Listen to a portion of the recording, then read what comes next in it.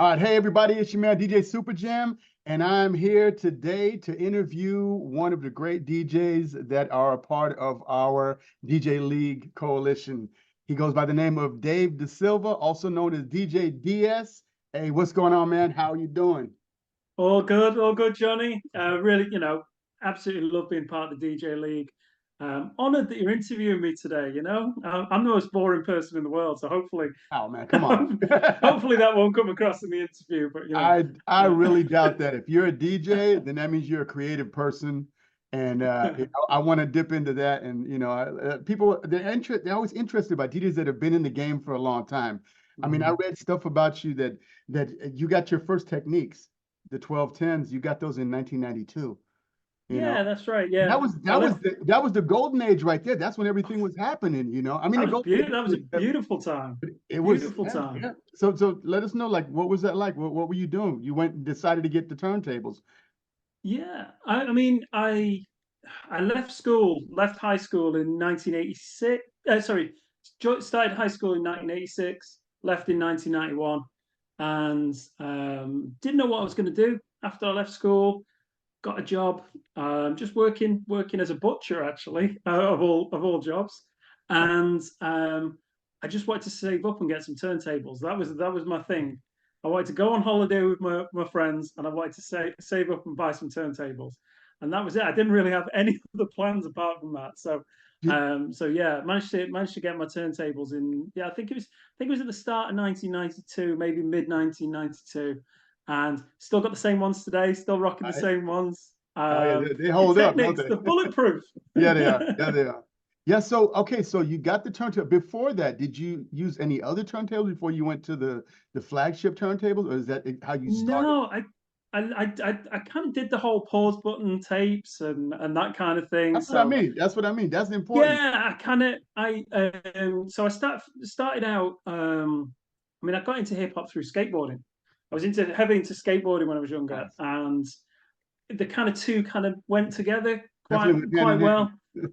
Quite a lot of my crew we got into it at the same time, and I got obsessed with the music, absolutely obsessed with music. And I couldn't afford turntables, but you have to make do with what you've got. So I had a dual cassette. I had, a little tiny tape deck, and used to sort of, tape off the radio and that kind of thing, just trying to catch that perfect song, trying to miss the DJ who was talking and just trying to get it at the right Ah, point, yeah. you know. Get off the radio and so on. Nice. That's it. Yeah, Yeah, exactly. we used to do that. We used to do that. It was like we couldn't get records back then. We like when you were starting school, like in the mid '80s and so on. We couldn't just go and get all these records, and the radio station would have them, and they would play them, and then all you could do is record them. And so I even had like shows where I was playing cassettes, parts of a song, like a song on a cassette that would have hits in it, and you just knew it didn't sound as good as vinyl, but you had a song that nobody was like, how did you get a hold of Yeah, that? And so it's yeah, yeah, it's you were crazy. saying you were saying something about the pause button. Can you explain that? Because I think a lot of the newer DJs don't really know what that is and the things that we went through at the time when you wanted to create music for your friends or put a playlist Mhm. together, what it meant to put a playlist. We didn't have Spotify, we didn't have all of that. So what is a pause button? Yeah, so kind of the idea behind the pause button tapes was to create a mixtape that sounded, if you were skilled, sounded like a DJ, sounded like it was kind of, you could loop by playing sort of 8 bars and then pausing, rewinding the tape, making sure it was it was I, exact, trying to minimize that gap between the two. Eventually getting two tape decks and a realistic mixer. Do you remember the realistic oh mixers? yeah, yeah, yeah, yeah. Yeah, yeah. So I had one of those as well. So you graduated up from just trying to just be there with the pause button and get it exact, and then sort of do 8 bars and then rewind that tape and then play it again and hit the record button at the exact same time. It was tough. It was tough, but you Definitely could tough. you could create sort of loops that weren't perfect, but you could create sort of as DJ edits are now, your 8 bar intros and Yeah. and that kind of thing. And Yeah, it So was good, but so that's how you trying did. to Oh, go ahead, go ahead. Sorry. yeah, so trying to get hold of the music was a difficult thing because I'm from a town called Crewe in the UK, which is it's about an hour away from Manchester, Liverpool, Birmingham.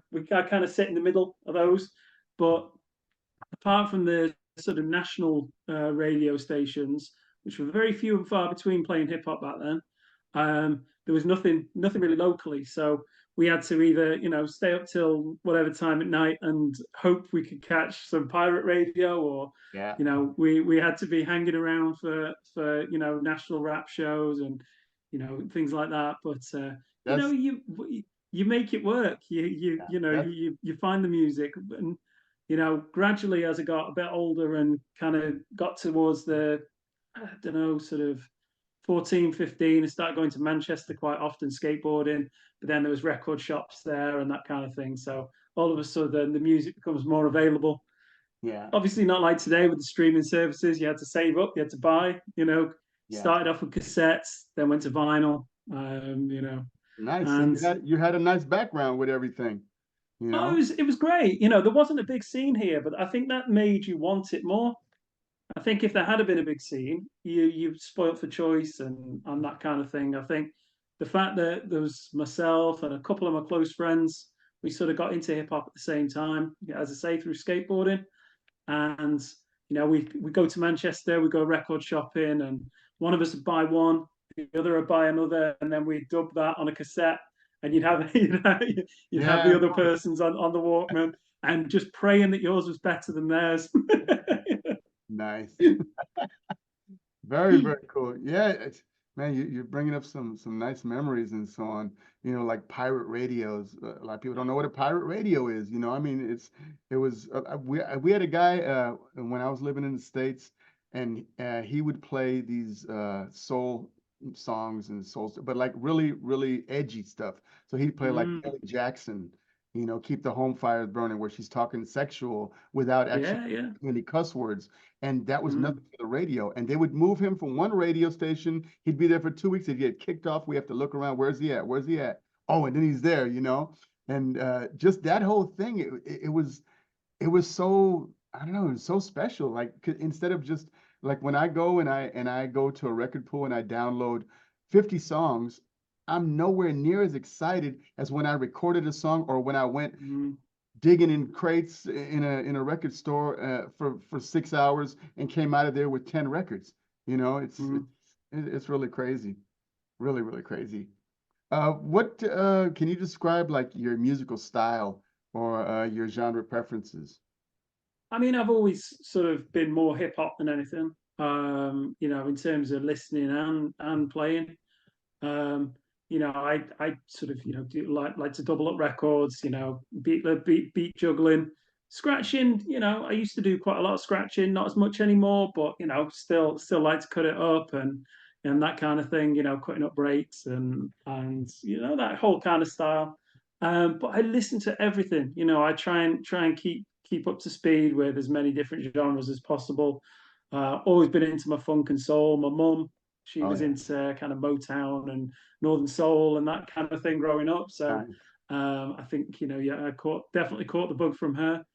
Yeah, Um, and then when you heard hip hop was sampling this, and that's where that came from. That yeah, opened a whole new world up. yeah, Just yeah. Because digging it through makes it all the special for you when you hear it. You're like, oh man, I know this from when I was a little kid. yeah, you're listening to something and you're thinking, I know that from somewhere, and you kind of get that. Oh my God, my mum used to play that in the house, so we got that on 45, and Yeah, that yeah, kind of thing. Or we, 7 inches in this country, but yeah, yeah. the 45, 7 inches. But yeah, just my dad's Portuguese, so I quite like kind of Latin, kind of Brazilian music as well. So um, I just yeah, just get a bug for anything, and Very just cool. you get passionate about different types of music, and it kind of moves around a lot, but it's always centered in hip hop, and Yeah.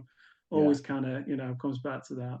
Nice. You were saying about your beat juggling and scratching. Like, did you have any mentors? Did you have anybody that showed you something, or were there any famous DJs that you were Yeah, I mean, moves from it or was what? when I got my turntables, I didn't really know anybody else with turntables, so It was kind of it was in just before the kind of real sort of it was around the kind of DMC era, kind of the kind of when it became a bit more popular and a bit more widescreen when the VHS tapes were being passed around and that kind of thing.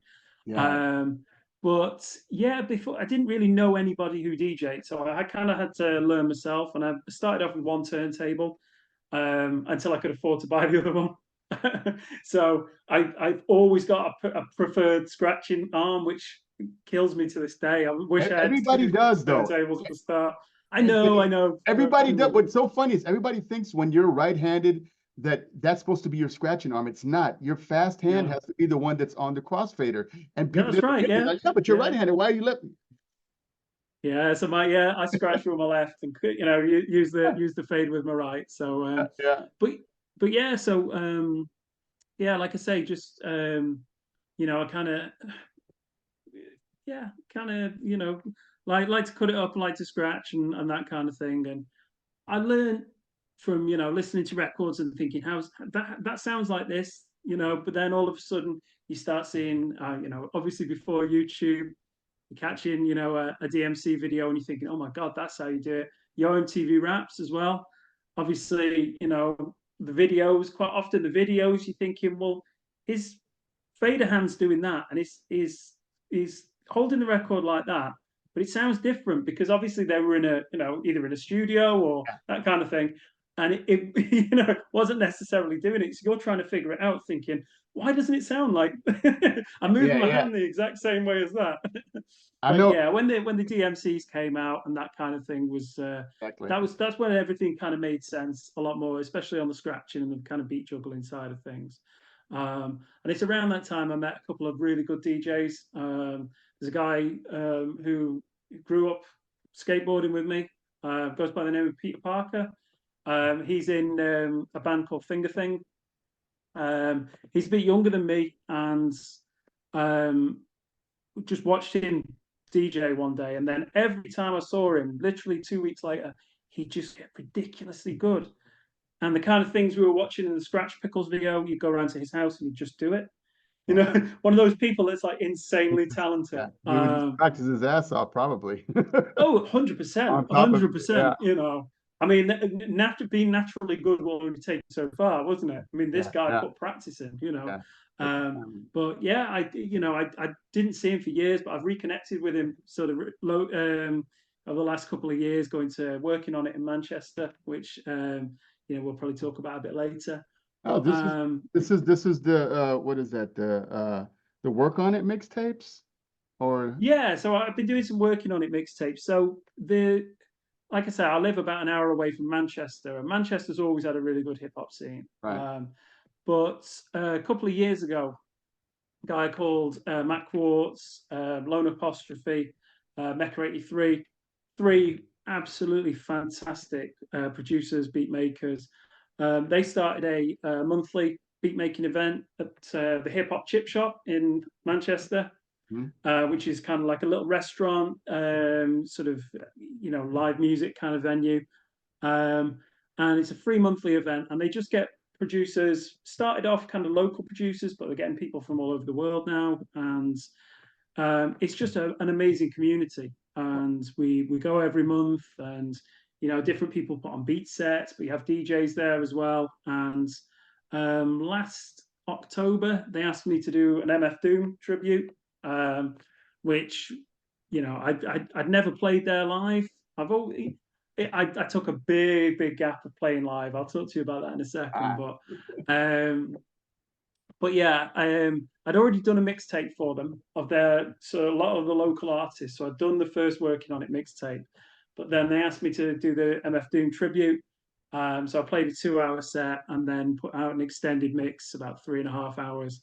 And I did similar again February, yeah, mid-February, where I did the Jay Dilla tribute and did the same again, put out an extended mix afterwards. So yeah, they asked me to be part of the crew as well. So I'm the official DJ for working on it as well. nice. So yeah, Very just cool. just absolutely honored.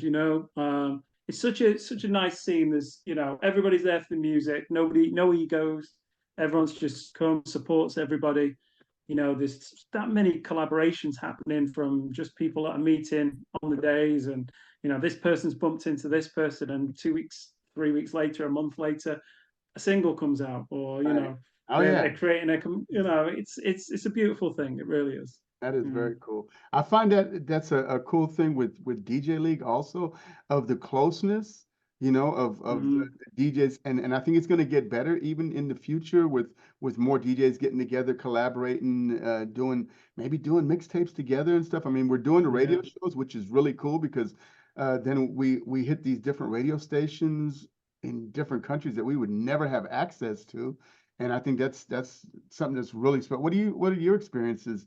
Like, what made you become a pro member of DJ League and get as active as you did when you have all these other things going on?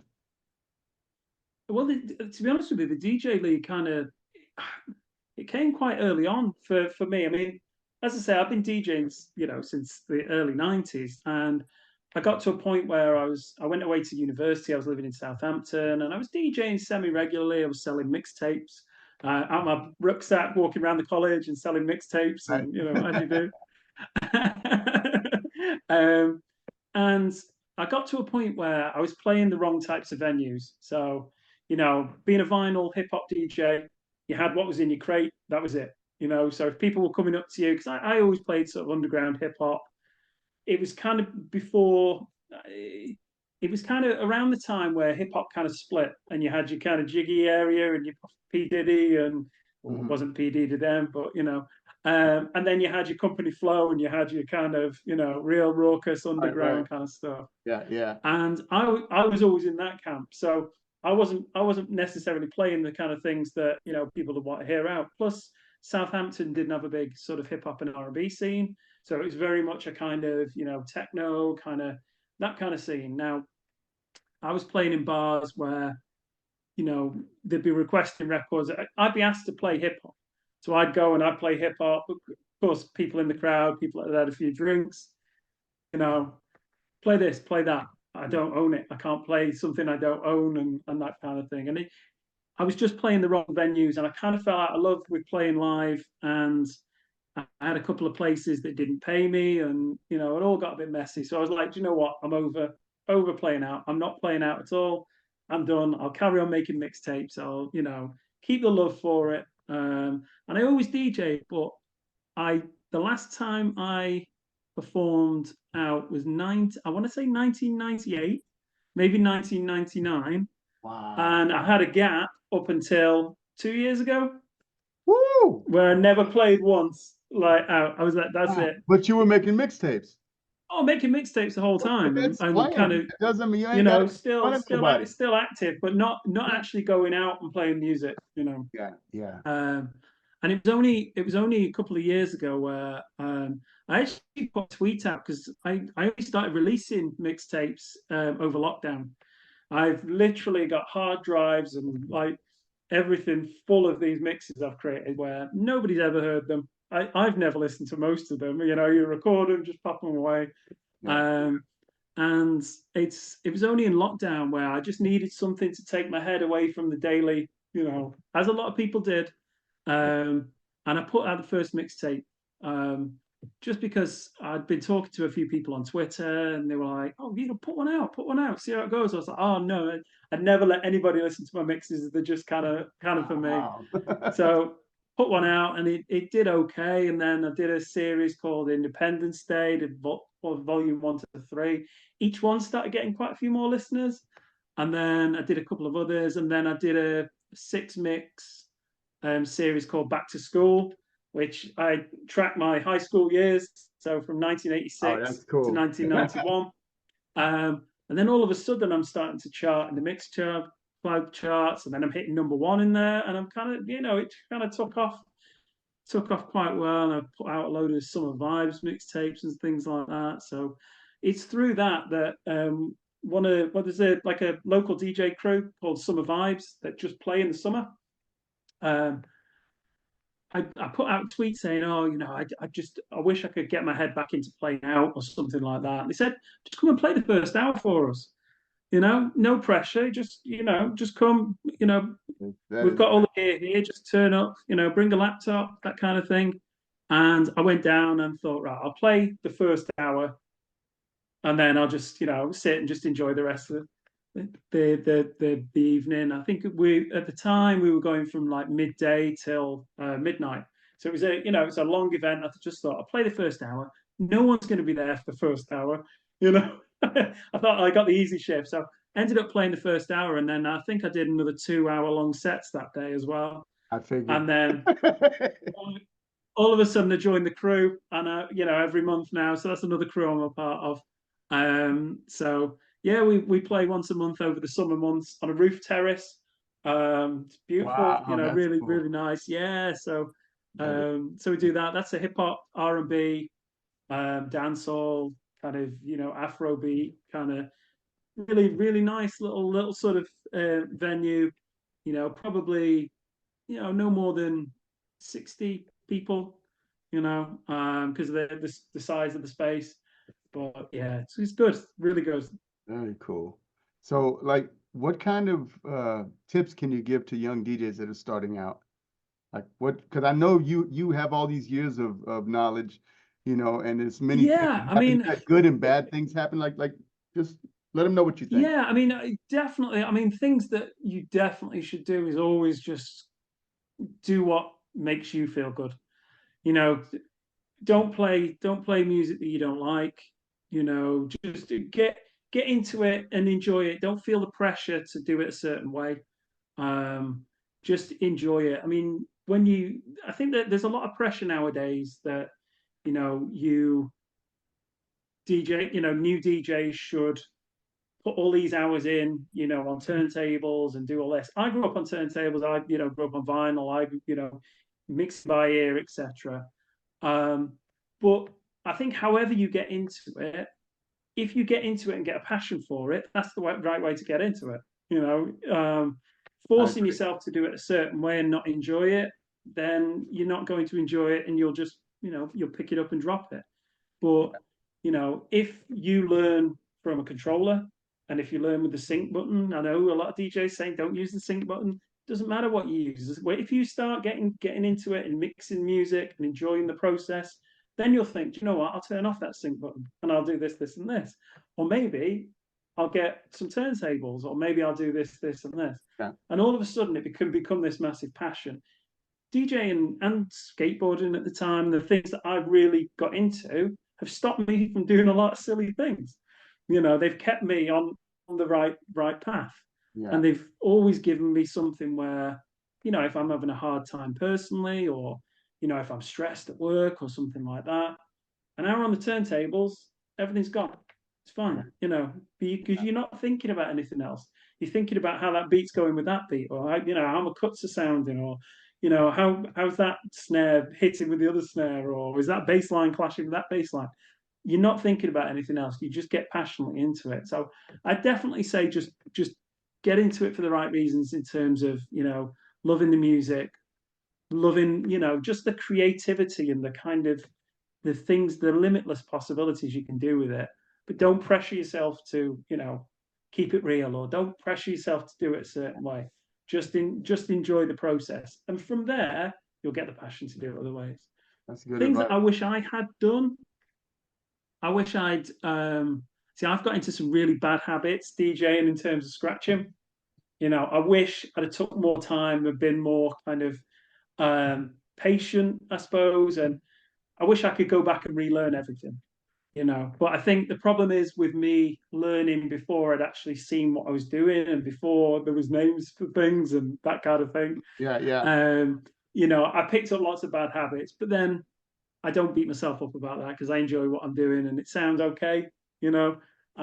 So I'm never going to be the best technical scratcher in the world, but I have fun, and it sounds okay to me. No, definitely. I mean, um, I have to say that when the whole sync thing started, I was also one of the people that were like, oh man, but you're not doing that work. But when I see how far these people have gotten, how far the DJs have gotten, how fast and how much complexities that they're doing, it's insane. It's insane. You're hitting one song, the next scratch, the next thing, this, that, and it's just stuff that, you know, we could have never done just doing it on vinyl and so on. It's like Mm. something that you could dream of, and that's the thing. Why would you take the time to control the speed of something when you have so many other complex moves to make and doing this, doing that? Mm. When I seen that a lot of the DJs that were pad bangers and so on, that they could scratch your ass off. I was like, well, damn, okay. So I can't just say that you're only pushing buttons because you can scratch better than I can. Not Yeah. that I'm a great scratcher, but I know I'm seeing stuff right now that's just like amazing. So Mm. I definitely have to go back to myself back when the whole controllers came out and be like, kick myself in the butt and say, hey, the hell's wrong? This is Yeah. this is what's going on. And if I they think ever you do, I like think I you said, have. if they ever do want to go back and say, hey, now I want to learn some fundamentals. I want to feel some turntables. Or if I go to a Mm. party and it is because I know that these are popping up now also, vinyl only parties. You come in a party and you have to be able to at least touch the turntable and okay, and not okay, I've never touched one before. So it's the same thing like by me. I have to start working on some controllers because I'm like a dummy with that. I can't go into a club and I can fake it a little bit, but pretty soon I'll be asking you, hey man, what's this button for? Or how do I get Mm. out of this? And yeah, See, you've got to learn. that's the same as me. I've always been turntables, and it's got recently I've started DJing at there's a local pizzeria who wanted to do DJ Saturdays. So every month, originally it was myself and one of my friend's little brothers. We said we'll do two sessions a month, but it ends up we couldn't really commit to that, so we're doing once a month, and we've got 4 DJs now that rotate. Mhm. Everybody else is on controllers, and I'm still on turntables, and I'm the one where I'm trying to cram them into the corner and that kind of thing. So I I used to pioneer Rev 7 not long ago, which to be honest with you, I've got the Pioneer S7 mixer, which is exactly the same but a tiny bit bigger. Right, Um, and it's moving platters with the S7, which right. felt nice. So if I was going to get a controller, I'd probably head in that direction because you've still got the spinning platters, and Yeah. it's very it's very familiar, if that makes Yeah, and sense. also that you can manipulate it. You're Yeah, used but to also, doing. I'm like 49 in a couple of months. My back's not getting any younger. Lugging turntables around and that kind of thing. It's not it's a young man's game. Yeah, yeah. No, So so this is true. just having that and not having to take it apart at home, and the wear and tear of your equipment going out the house and that kind of thing. I think it's I think I will get one eventually, but one of my friends has actually given me a Tractor S8, which is kind of it's a mixer without platters. It's Uh-huh. just buttons, and it's a way getting fixed at the moment because one of the loop knob has bent, so I can't use it. But I've took it in to get fixed, and when that comes back, there's no platters whatsoever, so it's all buttons, so it's completely different. So my friend was like, "Look, I've had it in the cupboard for about 5 years. Just take it." Uh, So I'm going to try and get my head around that. I used to use Tractor before I went over to Pioneer and Serato.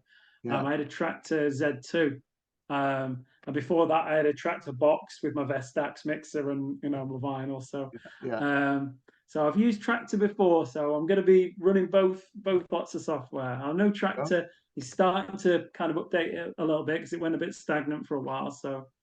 Um, so yeah, interesting times. But every time I look at it, I'm thinking, well, how am I meant to manipulate that without a turntable kind of thing? So Yeah. I'm gonna have to relearn it. But it keeps us Yeah. fresh, doesn't it? Yeah, it does. It does. I mean, you have to learn because technology now, like they say it doubles every year. So what Yeah. used to take 50 years is now doubling. That's why we have a 4K, 8K. They're working on a 16K Mm. TVs.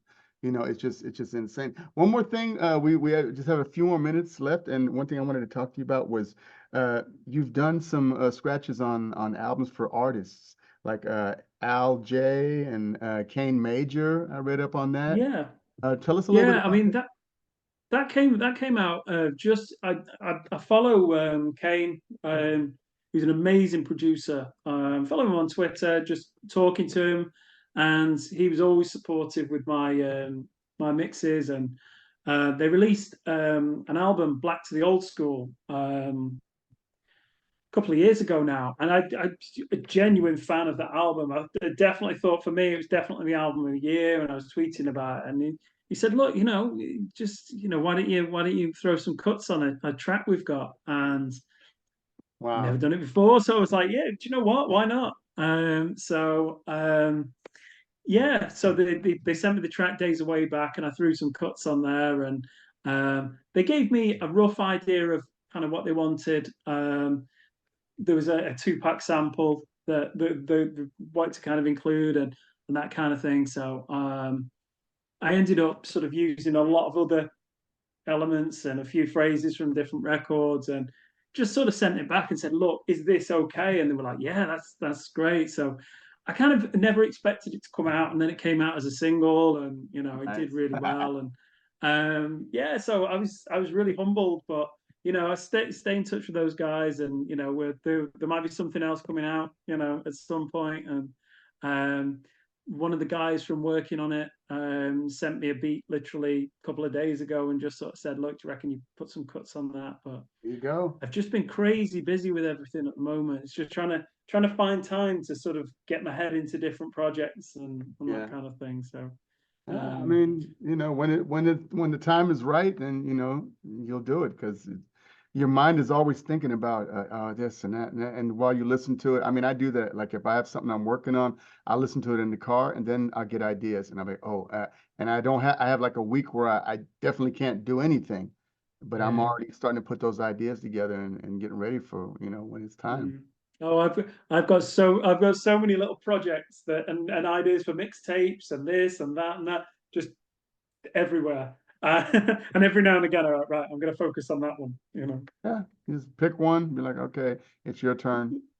That's Yeah. yeah, I always find the problem is I get too involved with it though. It's like with the Jay Dilla mixtape that I did for working on it. So it was a 2 hour set, and I knew obviously the catalogue of Jay Dilla is ridiculously big, and I wanted to not just focus on one era. I wanted to try and get a bit of everything. right. So I think I crammed in about 140 tracks into this 2 hour live mix, but then let them ride out a little longer on the actual mix. That's about 3 hours and nearly 3 hours 40 minutes. Wow. Um, but just that's that took a lot of planning. The actual mixing and recording of it didn't take that long at all.